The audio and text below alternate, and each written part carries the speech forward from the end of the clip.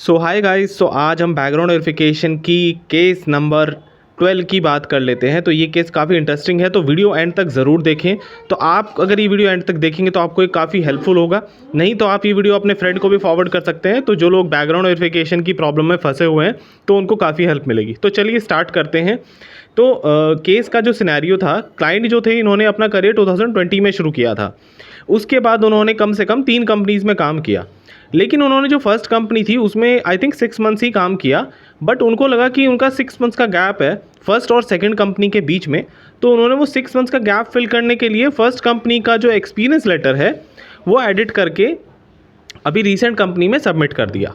अब इसका उन्होंने सोचा कि ये कंपनी तो लास्ट 2 कंपनीज़ का ही चेक करेगी, लेकिन नॉर्मली तो कंपनीज लास्ट 2 ऑर्गेनाइजेशन का ही बैकग्राउंड वेरिफिकेशन करती है। लेकिन इनके केसेस में क्योंकि इन्होंने रिज्यूमे में 3 कंपनीज दिखाई हुई थी और यूएएन में भी शो कर रहा था, तो यूएएन में उनका डिफरेंस आ गया टेन्योर का। फिर इन्होंने कैंडिडेट से पूछा कंपनी ने कि भाई आपने ये डॉक्यूमेंट्स एडिट तो नहीं किया है, तो कैंडिडेट ने बोला नहीं मैंने एडिट नहीं किया है, जबकि उन्होंने वो एडिट करके अपना 6 मंथ्स का गैप फिल किया था। अब कंपनी ने क्या किया, ये जो इनका एडिटेड डॉक्यूमेंट था जो इन्होंने कंपनी में सबमिट किया था, कंपनी ने उनकी पुरानी जो फर्स्ट कंपनी थी उसमें भेजा।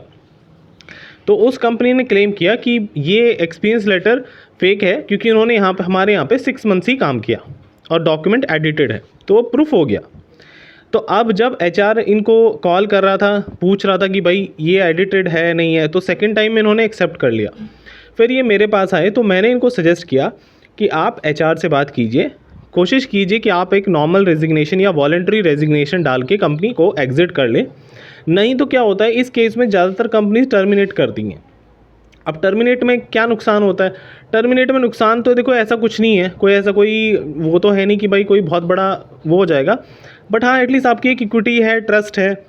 तो अब अगर मान लो आप नेक्स्ट कंपनी में जाते हैं और उस कंपनी ने उस कंपनी से वेरिफिकेशन कर लिया जहाँ से आप टर्मिनेट हुए हैं, जो आपकी रीसेंट कंपनी है, तो ऑब्वियस सी बात है आपका बैकग्राउंड वेरिफिकेशन फिर से रेड हो जाएगा और आपको जॉब मिलने में बहुत प्रॉब्लम्स आएगी।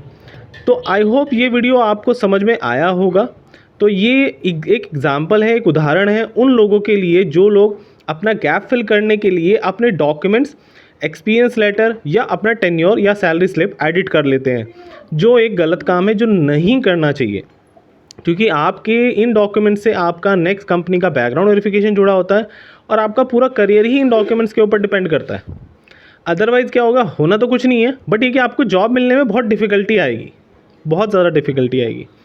तो आई होप ये वीडियो आपको अच्छा लगा होगा और लाइक शेयर कमेंट ज़रूर करें और सब्सक्राइब करें। और अगर आपको लगता है कि आप लोगों को 1-to-1 मुझसे कोई भी सजेशन या कोई काउंसलिंग करानी है